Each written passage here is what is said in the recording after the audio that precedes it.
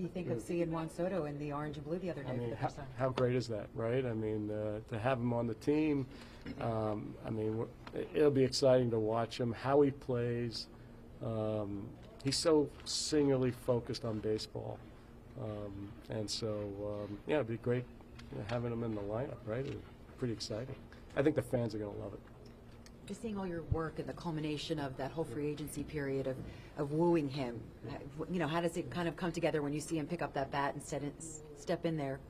Yeah, I mean, it's always nice when a plan comes together, and the plan came together, and you know, it's exciting to think about having him, but once you see him starting to hit in the cage, and looking forward to him to playing games, and I think he's going to create a lot of excitement for the team.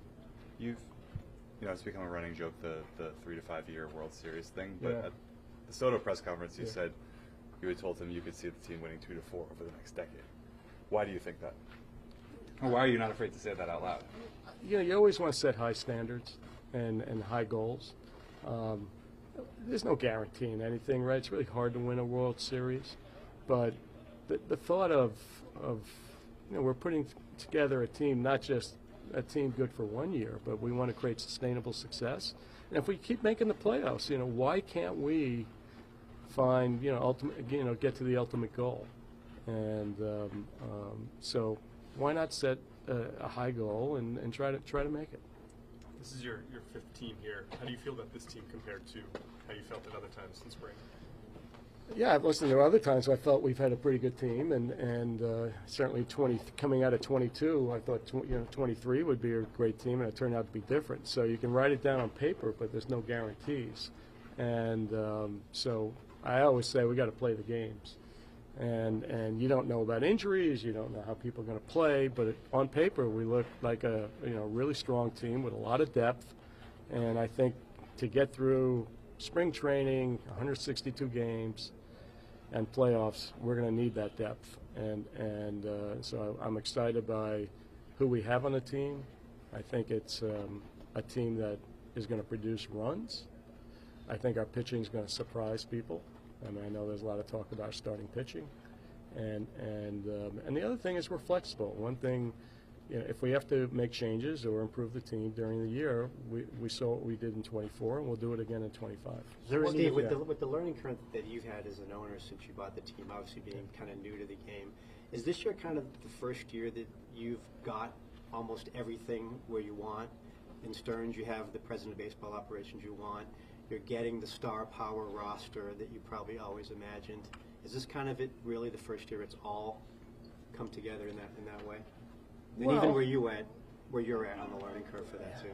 Yeah, I think on paper we look really good. I think from a management point of view, we have a group that's going to be together for a while, and I think having that type of stability is really important.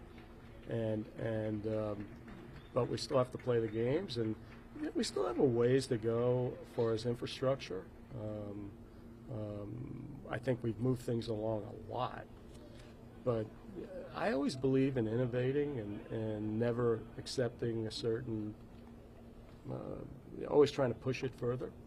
And that's going to be the philosophy of the team. I mean, we're going to try to make all aspects of the club, the infrastructure, elite. And those are my goals, and I tend to have high goals. What would make this year a success in your eyes? No, we got to make the playoffs. Okay, that's the minimum. After getting a taste of being in the league championship, we want to go to the World Series, right? And we want to win. And if we put ourselves in that position enough, maybe it doesn't happen this year, maybe it does.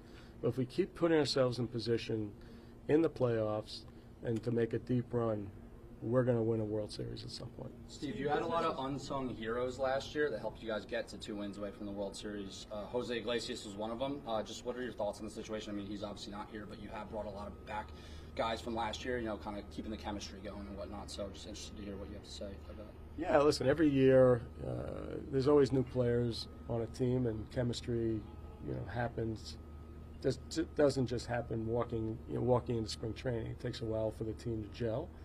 Listen, as far as individual players, I leave it to my baseball people to decide who they want on the team. Steve, you mentioned something like infrastructure. Yeah. Can you talk about some stuff you think you still have to close the gap on? You at your introductory press conference, you talked about like the Dodgers, where it's kind of humming on all facets.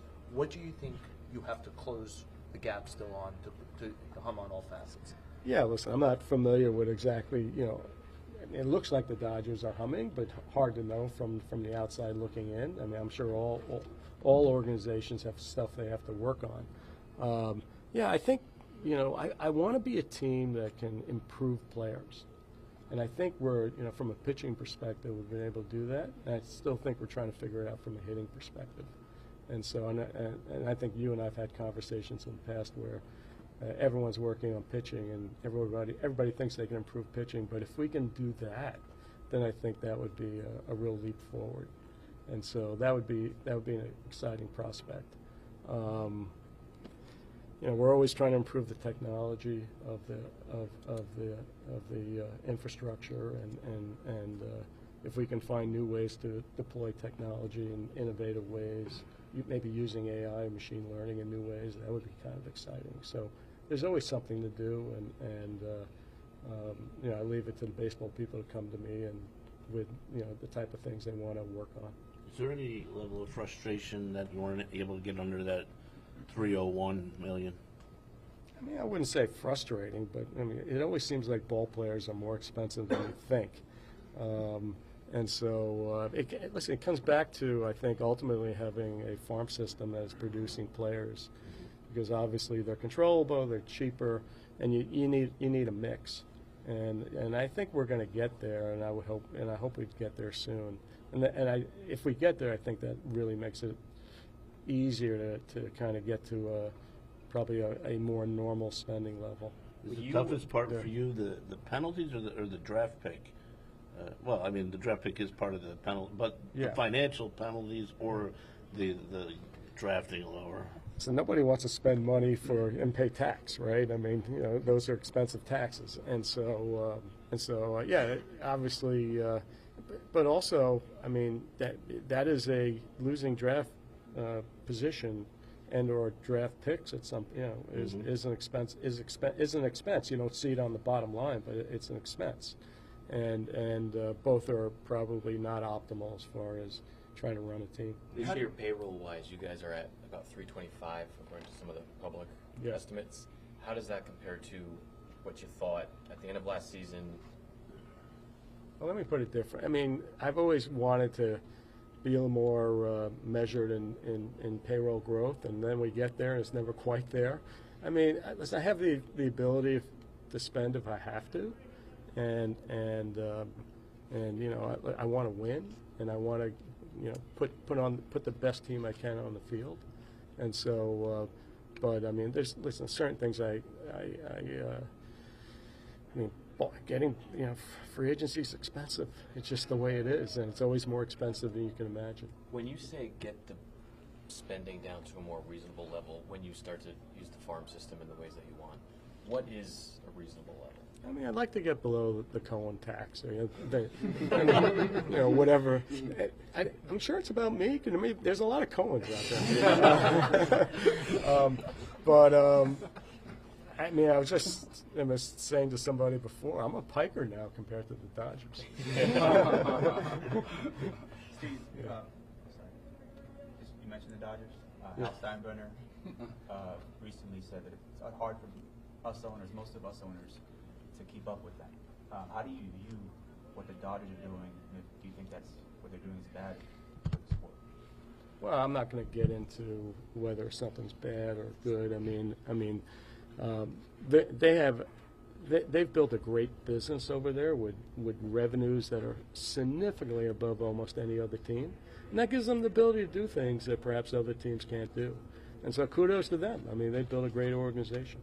Steve, when you take a look at the business side of your day job compared to this side, this baseball seems every year to rapidly change. Have you seen the differences in baseball since you've been here and how rapid the changes to the landscape are? Have you ever traded markets before? They change pretty rapidly too. So I'm actually pretty I mean, there's a lot of similarities between being in the markets, running a hedge fund, and running a team.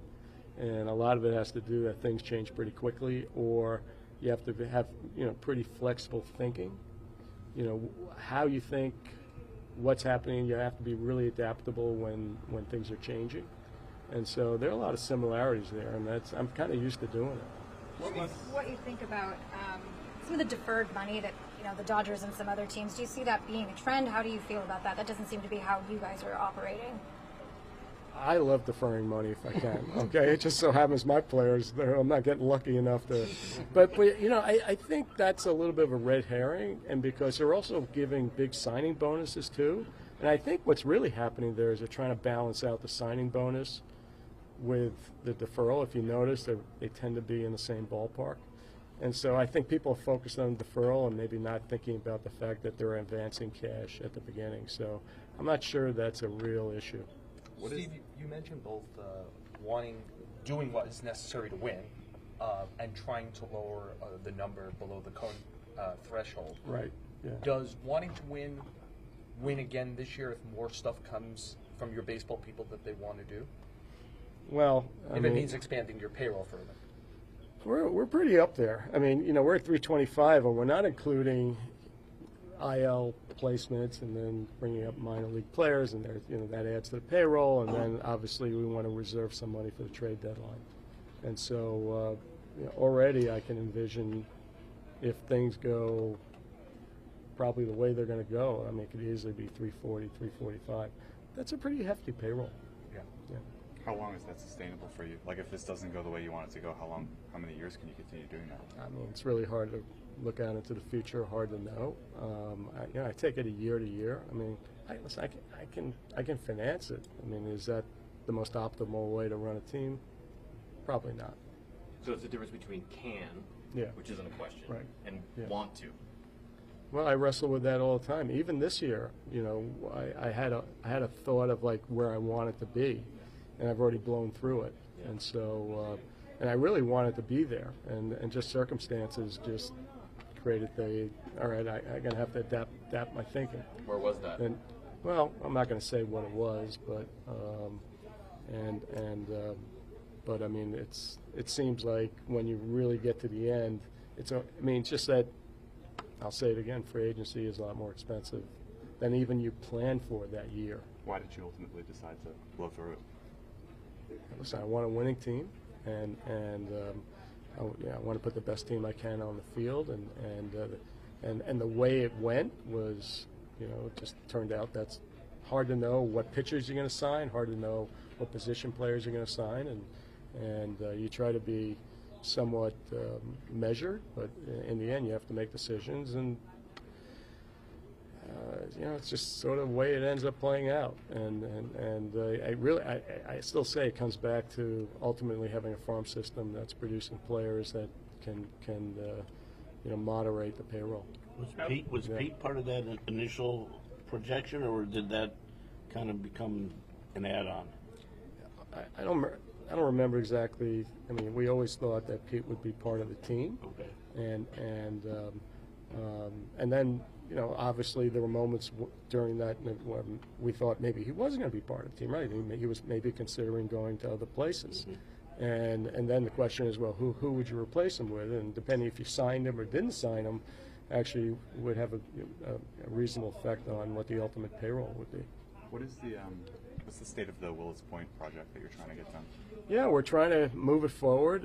This is an important year. We got to get the property rezoned, and I mean, that's a state legislature issue, and I'm hopeful that we can somehow get it rezoned. If it isn't rezoned, then obviously that would be a problem. And then once we get it rezoned, if we get it rezoned, then we have to win the license. So it's a two-step process. All of it's probably going to happen in the next year, and we'll see what happens. Will you move forward with that if you don't get the license, or is it all in or nothing? Yeah, I think we need an economic engine to make that work. I mean, you've got to take the parking lot, build parking garages, and that's wildly expensive. You have to, and then the ground that we're building on, you need tons of pylons and that's really expensive. It's an expensive piece of property to build on, and it really needs an economic engine. And without it, it would be impossible to make any economic sense of it. Stephen, I believe at the last owners meeting you were put on the executive, named to the executive council. Yes. A big issue over the next 24 months is going to be, are the owners going for a salary cap or not? Do you think you need a salary cap? You know, it's 2025. I mean, I'm kind of focused on 2025. A lot can happen between now and then. And as I get up to speed, I'll know more, and I'm not really worrying about it right now. Do you think it would take away a large advantage that you currently have if that came along? I'll compete under any circumstance. I mean, you tell me the rules, and I'll compete against them. Yep. What did you make of where the Mets ranked as far as attendance last year? Yeah, I didn't like it. Okay, that really bothered me. 18th in attendance when we're right in the middle of a pennant race. I've said this before. The series against the Nationals, right before the final Philly series, I think there were 18,000 fans in the stadium during a great pennant race. And so I'm really hopeful this year. I mean, I'm told that usually attendance lags performance. And so I'm really looking forward to this year being a year when the fans come out. I think the fans are having a great time. I mean, when I look out on the stadium, I think it's a great game presentation. We have a great team, I think. I'm really excited by. I think it's going to be a fun place to be this year. Was that part of the thinking with Soto? I mean, not just that he's a great player, he's going to help the team win, but he also brings a drawing card to the. Yeah, I would call it a secondary consideration. And when you get a chance to get a generational ball player like that, they don't grow on trees. And when you actually looked at it, it might have been a while before someone of that caliber would be available again. And so that's a pretty rare opportunity, and so that's why I thought it was important to try to give the best effort we could to get him. Well, Vlad Guerrero Jr. turned down the extension for the Blue Jays, and he'll be available next offseason. Yeah, he's a great ball player, and you know, once again, I'll worry about that next year. You know, obviously with payroll considerations, and you really can't have. I mean, you can't have too many long-term contracts because then you lose your roster flexibility. So you got to be really careful. But I'll let my baseball people make that decision. Steve, you mentioned that you were, disappointed in the attendance towards the end of the season. What do you attribute that to?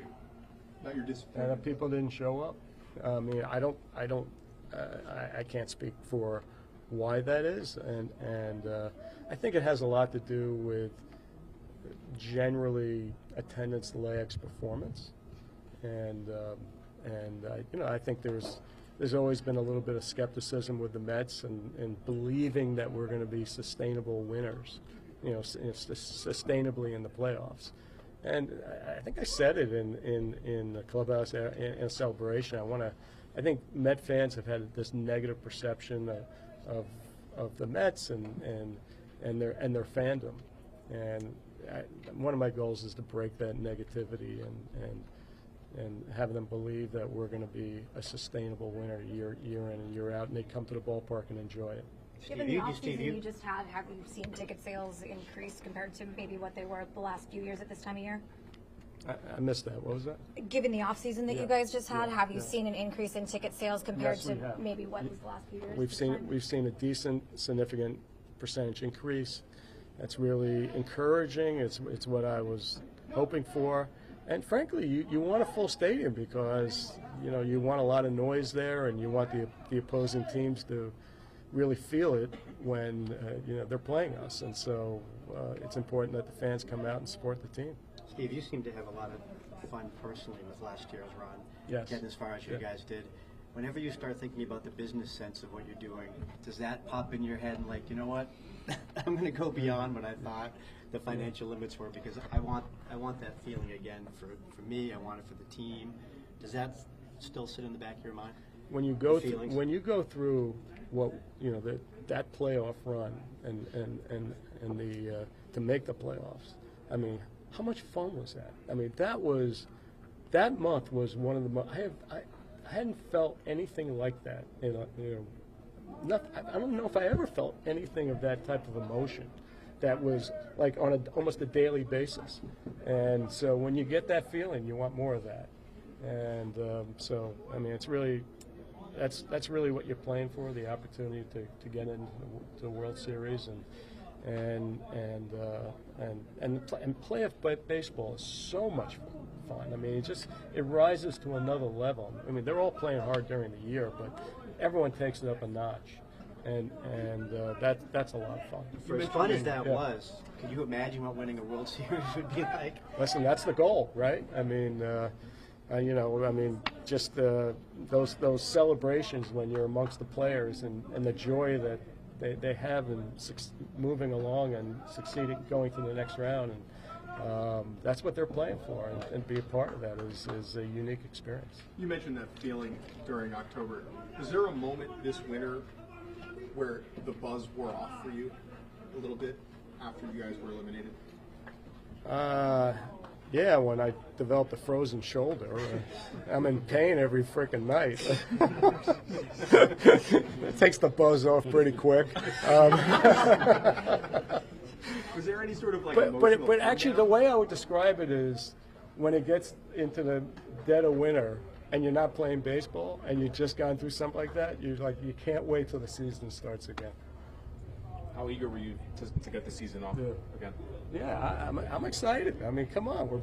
There's nothing better than coming to spring training and you have all the hope that this year is going to be a great year, and you haven't lost a game yet, so I mean, you can hope, right? And I think there's more than hope here. I think we've built a pretty strong team.